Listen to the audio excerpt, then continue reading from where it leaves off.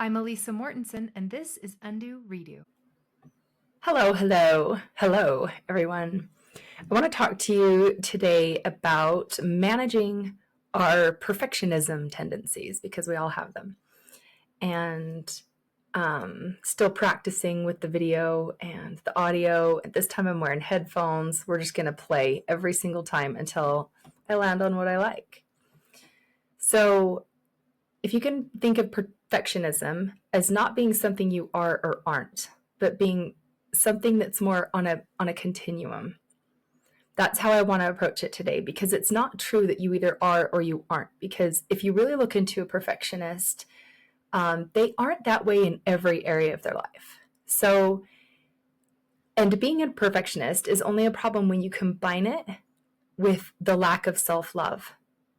So if you're trying your very best and doing your best and it's coming from a place of love and compassion, that's one thing. But if you are upset at yourself when you can't get it right, that's a completely other thing. So I even want to talk about sacred text just for a second, because I want you to hold this in your mind while I'm talking.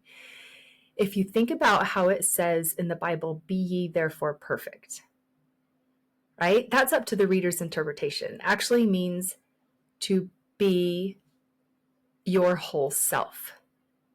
And we're all 50-50. We're all both good and bad. It's all available to us. So it actually means just to be your whole self and not think that you're flawed and not think that anything is wrong. Just be all who you are, right? So the real perfection game is an all-inclusive and all-accepting of yourself wholly as you are right now. And that's what I want to offer you today. And I want to give you some advice and bring some stuff to your attention. So let's just bring that with you and move forward into evolving ourselves as individuals as that perfectly whole person. Okay, so there's no need. Perfectionism is actually fiction because it's not actually attainable. I'm going to go over some things that we see in someone who may have some perfectionism tendencies or in different areas. Maybe you'll notice some of these in you, and you'll definitely know some people who you've observed having this. But perfectionists must get everything right. I mean, that just goes without saying, but they become avid seekers of accuracy. And they lose their peace to the cause of always making things happen the right way and having it to be just so. And in their world, everything gets worse because out of this desperate energy, they try to make it the very best. And we're not at our best when we have this, assuming that there's going to be some devastation just around the corner. And typically, some of the perfectionists can be procrastinators. They can have some great ideas in their mind, but they just can't get them out. Sometimes they can't bring themselves to do it, just in case it's not good enough, as if they can't produce the perfection the way they see it in their head. And they would rather go get a 0 and do nothing than show up average or below average in their work. Some procrastinate because they don't have enough mental energy at the time to see through a task. And then when it gets really close to being time, or they're about to be in trouble for not doing it, then they get that adrenaline that gets them through busting it out very quickly. But it's at an extreme cost to them. It's an extreme cost to sleep and stress levels and that worry that comes along with being a perfectionist, that if you don't have things top notch and it's less than, somehow they lose their self-identity and their own value is at risk. And that's their own belief, their own identity about themselves is like jeopardy if they don't do it. Other perfectionists, you'll find in this area where they worry about their image. Their image will literally be at risk in their mind, and they can't handle the idea of looking bad in front of the eyes of others. So a pretty common idea about perfectionists, I would say, is that you either are one or you aren't one. And it depends on what area of life you're talking about at the moment, but because like I said earlier, it's your misinterpretation that it's a chosen identity. Chosen that for yourself, and you've kind of taken it on and made it become you. You set some unreasonable goal for yourself, and you are not nice to yourself if you don't achieve it. That's when you know you have perfection in that area. And really, perfection is an ego thing. Another misinterpretation is that, sorry, I lost my voice this week, is that it's a destination. You do enough that you'll get there. And social media creates this environment in which we have celebrated perfectionists. We're celebrating perfect all over the internet. And we compare our lives to theirs, and it causes harm on all angles. And the reason I wanted to talk about perfectionists today is because as leaders and caregivers and parents, it affects the people that we're working with and that we're around to have these tendencies in these different areas. It causes a lot of tension and there's a lot of friction involved when something that's our priority does not line up with something that is their top priority. Like it may be a 5 or a 10 to us, and it may just be like a 1 to someone else. So that's why I wanted to talk about it. And I want to talk about what you're surrounding yourself with. If you're surrounding yourself with tons of false messages and you're consuming media and literature that talks about these messages of perfection attainment, just know that it's unrealistic to have those kind of expectations of yourself and expectations of those you manage. It's just not in a healthy way. So if it's all fiction, then they're all inappropriate aspirations, right? But if we were to purchase one more thing, then we would arrive. Or if we got up earlier, or if we could be a better cook, if we could just keep the house cleaner, right? Then we would arrive. As parents and caregivers and leaders, that perfection, it pushes our issues onto them. But I need to prioritize overachieving and getting perfect accuracy. It pushes it onto the people that we're around that may not see it that way or feel about it the same way we do. And they become a mess as a direct result of trying to fit this mold that we have set under a demanding tone.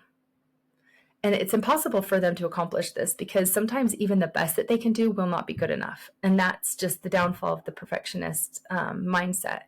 And so it doesn't mean that anyone has failed really when it's not good enough or that anything has gone wrong, like it's not happening exactly the way that perfectionist wants.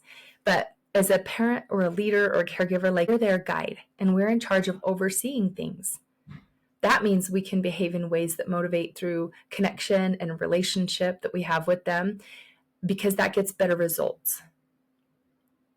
And behavior doesn't come from some perfectionistic compliance like we think it does. Then we treat them substandard if they're doing substandard.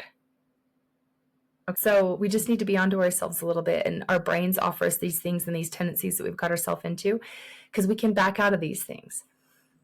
A lot of dangerous and toxic environments are being put in place from perfectionists' fears of their own imperfections. So they need to be perfect, but they're actually not perfect. So they're trying as hard as they can to gain control of an out of control life that's not perfect. And they're pushing all of that pressure onto everyone around them. It's our own grief, our own trauma, our own avoidance of our insecurities that's projected onto them. And we don't want to do that to them anymore. That's not the way to get the best behavior, the best efforts, the best performance out of those that we oversee. And I want you to know that perfectionism is a choice, but it also can be environmentally conditioned. But regardless, we can use our minds to observe ourselves, and we become aware of where we're using it at the cost of ourselves. Because sometimes where we're using it isn't at the cost of ourselves. And we feel driven, we feel motivated, but it becomes at the cost of ourselves when it interferes with our well-being. In the places that we feel agitated too easily, and we've ended up with repeated like slavery to attain the things that we have made too high of a priority. When we're heightened because we chose those fixations, so many messages in our mind being received from around us, like these people are being slow, or they're not paying attention, I demand their full attention, they must pay attention to me, or there's crumbs on the counter, there's crumbs on the floor. Like all these messages are coming at us really, really quickly throughout the day. There's wrinkles in that clothing, there's dust over there. And if you're becoming unwell because of it all, and you know you have to do something out of desperation to set it right and to get it all done, and then you rinse and repeat that story, those are the types of perfectionists that are going to see more conflict and give themselves more work than is necessary in their lives. And that will be putting pressure on somebody else and causing them to be unwell as well. Do you want to redo from this? Some of you that are seeing these things. So the number one problem for perfectionists is the tendency to make something more important than it really is. You act like somebody is just gonna die if that thing happens, right? And that's just not serving or benefiting you in any way to make something such a high priority that is really such in all reality like low priority. Our brains just are convinced that it's really, really important because we've told it over and over that it is that way. I'm just gonna grab a drink. And if you can see that it's holding you down in some way and you're really unsettled because that thing's not getting done, just pay attention to it. Just watch yourself and observe yourself, right? It's all fake. It's all made up. We all just decided at some point we had to have that. Another idea for this is like to make sure you're not choosing to be around and consume things that are sending your mind those messages that we talked about, but really aren't that important. The messages that aren't healthy for you. The ways of making things, this is one way better, and this is an even better way, and this is an even better way. The ones that are mentally or physically putting on the unnecessary pressure to you to live in a world where you have to do it all or you can't be happy. But we actually live in a world where you can decide to no longer let it make you crazy or have an effect on you, or just turn it off or unfollow, or leave the crumbs for a minute if you're not feeling up to it, or tell somebody else to clean them, or just not let it own you, to actually have it be there and to not fall into its power, or give your power and your happiness up to it. And there's a way that you can handle things very gently and not drive yourself mad every single time things pop up. Like if our energy is just heightened every single time a little thing happens, and it's like seemingly taking control of you, it means you're just giving your power up to it.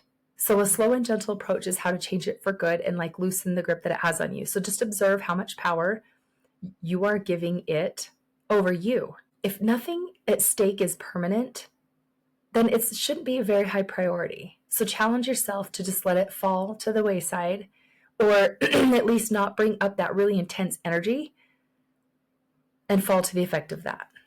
All right, work on very gentle ways of responding to it and very easy ways. Like you want to do it, just go ahead and be like, I want to clean that up.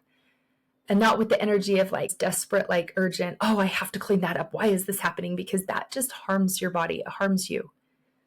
All right, those kind of thoughts. The other best idea that I have is something that I teach in my program, and it's just keeping a specific type journal, one that looks at your behavior and your responses. For this area of perfectionism, I would, if I were you, if you want to get a handle on this, to start tracking your perfectionistic issues that you have had in these types of categories. Like number one would be this what was the stimulus? Like someone doing this thing or someone not doing this thing. Are you having your pictures taken and you're agitated? It's not going well. It's not perfect enough. Is someone giving you attention that you don't want them to, or ignoring you and they don't want them to and they're not listening? Like something that was stimulated this perfectionistic like rage, right? So number one is what's stimulating you. Number two is the response. What is the response? Do you have anger? Are you trying to just backpedal and avoid it? Are you blaming? So what stimulated you, right? Is it the crumbs or something you saw or something you heard, something somebody's doing? What response do you have? Okay, what's your initial response? And number three is the outcome. What's the outcome? Is it an argument? Is it just an out of control feeling? Is it anxiety? Is it trying to get back in control? Is it a fight? Is it just feeling hurt and retreating, withdrawing? It helps your brain to wrap around what's happening each day if you kind of keep a journal of like what just happened that got you into this state of feeling like your power is taken away. And where did you give it up to? And what was your response to it? Just so you can get some information and work with it. And you'll become able to recognize your moments, and you'll also be able to recognize their moments. Your responses start to shift, and you can help their responses shift in situations. You'll love this with some practice because it brings a lot of awareness and it promotes growth in those places that you are weak in. And you're also able to help others promote growth in areas that they may be weak in, drawing their attention to it in a very gentle, loving way. So if you feel your own unaddressed perfectionism starting to poorly affect those that you manage and those that you're responsible for, then find help. Find a trusted accountability person, like to remind you to act the other way that you decided to instead. And be very careful in the person that you choose and the quality of care that you reach out for, because these types of issues are like infused in every area of our life. It's not just like one or two areas. Like, help me be better in this area. It kind of shows up in every area. So be very careful about the quality of people that you are getting on board to help you with this. And remember, you're already doing it. You're here, you're listening to this podcast. It piqued your interest in some way. So you're already here. You're already setting yourself up. You're looking for better ways, healthier habits, and you could start to ignore the things that aren't working for you and the places that you don't want to be, the feelings you don't want to have, and you can focus on what you do want to have. And you can go all in on that instead. So just remember, if you have these tendencies, don't treat everything as if it's like a red light emergency. Be gentle on yourself and to them. It's a much slower process than those feelings of urgency that come up right in the moment. Those feelings of you to believe that like you got to act on this right now, and after about 90 seconds it kind of is going to go away and you really won't have to act on that. So you don't need to do anything rash. Just take it nice and slow, because that's where the long-lasting results come from. Resilience can become you when you practice this. You can be the leader and the parent that knows we all take hits. Everybody on this earth take hits, and things don't always go as planned. So not everything has to be just right. So refrain from protecting yourself and everyone else that you're in charge of from things that make you uncomfortable or nervous, because resilience can only be made on the other side of those challenges, the things that kind of make you nervous, the things that kind of make you uncomfortable. If you start to lean into those things, challenge yourself to lean into those things just a little bit and to kind of explore it, right? And it's not through perfecting and protecting everyone and everything that we get resilience, right? Because if we're perfecting everything and protecting everyone, then we just remain fragile, really fragile, because nothing is really solved.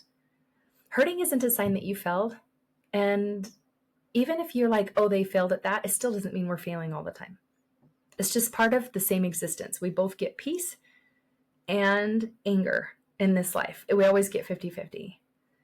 So lastly, I want to advise you to let your mind daydream a bit about the future.